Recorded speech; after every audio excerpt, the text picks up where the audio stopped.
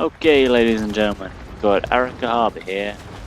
This was a really long match, so expect like 9-10 parts pretty much.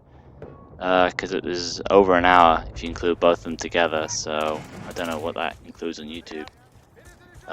Yeah, a hell of a long match pretty much. Yeah, we missed the first couple of parts. As you see, we're coming in at 50 tickets here. I think I joined the match at about 60 tickets, but I just started the capture card, and this was the first match that happened. So as the capture card tried to keep up with itself as it started, it didn't record properly. So you missed the first like 2 minutes, which was pretty much tanks rolling in, killing A, and killing me, and then us trying to do something about it. So we're spawning in as anti-armor. I managed to shoot the guy repairing it there, and Benzilla takes out the tank, and we finally repel the first threat, which took out A and killed a lot of us, and B's looking pretty weak right now. So the other team knows what it's doing, first off.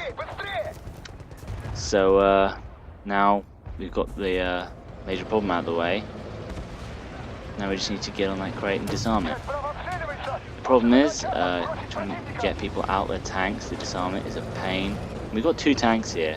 The guy who's nearer the crate isn't doing anything about it, so it's up to me to get out the damn tank and disarm the crate there.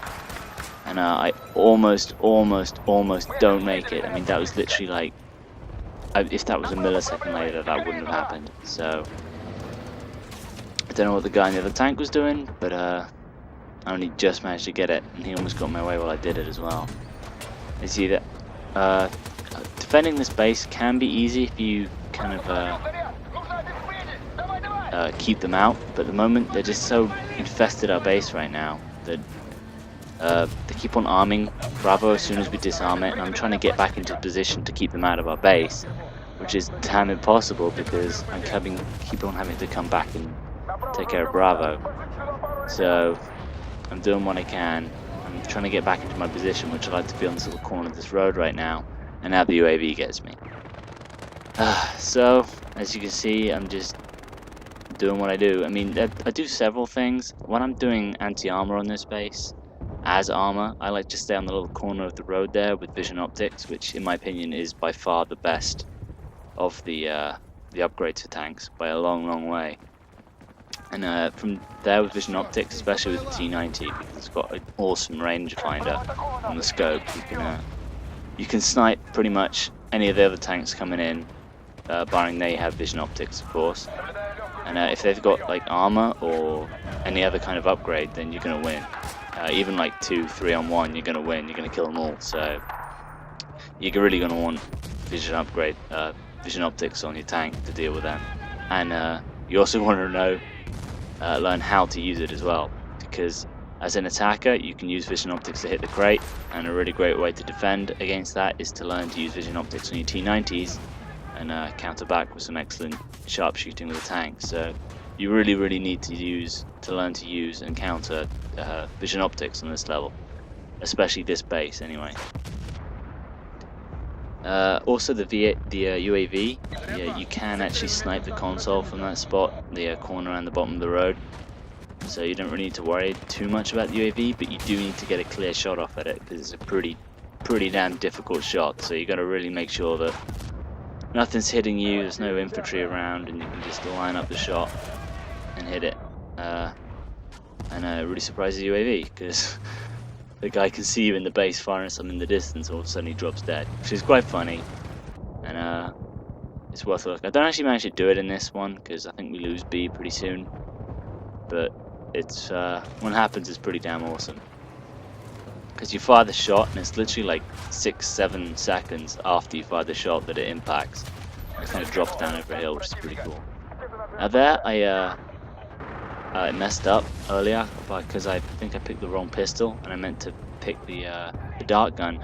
Because in my opinion, although the AT4 packs more of punch against armor, when it comes to actually fighting armor, because you've got to guide the rocket in, RPGs are better in my opinion, because you can fire them faster because they're just fire and forget, so you can fire more of them off, and they don't really do that less damage, especially with the upgrade, the explosive upgrade. So when I'm doing anti-armor, I generally have a tracer, so that can also counter-snipe, which is also hilariously funny, darting snipers, because the dart's so damn accurate on this game, especially since the patch is so fast, they don't have enough time to get out of the way. Now here, I fired because I knew that the guy was on the crate, and decided to spend a little bit of damage off the crate there, just to try and get him to disarm it, because I have no idea where the hell the rest of his team are. They keep on arming this crate, and I figure if they arm it again, I mean, there's no guarantee that it's going to be disarmed, so I'm going to spend a little bit of that life bar to make sure it doesn't get armed. So I shot the crate directly and got a kill and stopped the guy from arming it, which is pretty cool. So I try and get back into my position again, and they arm it again, which is really, really annoying. So I'm just having real problems trying to get into position here. And now I'm in this position, and they've like disarmed it a few times. I figure, oh, I'm just going to stay here then. I'm just going to, you know, try and hold this position while they disarm it. They've got tanks there, so it's kind of my role to deal with other tanks. So I get into position to kill this tank, which is pretty hard from this angle, because I think I'm firing over it most of the time. So I kill that, but of course the team doesn't take Bravo, so there's no point hanging around. The T90 is the biggest asset you got, so you want to get that the hell out of there. Try and keep the signals live for as long as possible, and move on out. So I decided to sit down here. I mean, you can put the tank like in several different places. I decided to go here because it's got a good beat on the road, so you can deal with tanks coming down the road and fast movers coming down the road. So if anything tries to rush A, which is a really, really hard crate to get, you can take care of it pretty much.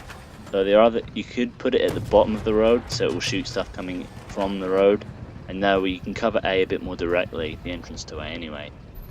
But I prefer this one here because you have a better just line of sight coming down here. The only way that the tanks are going to get out there if they have to go through the rocks over on the very far left. So you could also put the tank at the very, very left to cover the other way, but that means that the road's completely open and you're probably going to have armor coming straight down the street.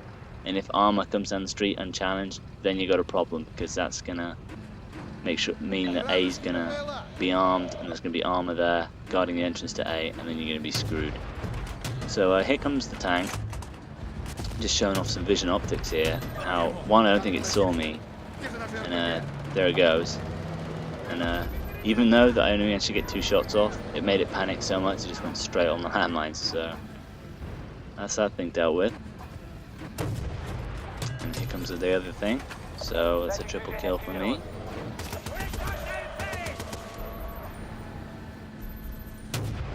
And you can sort of fire through there. And I'm getting like hit markers off the guys running along the top there. So I'm just making sure I'm spotting them.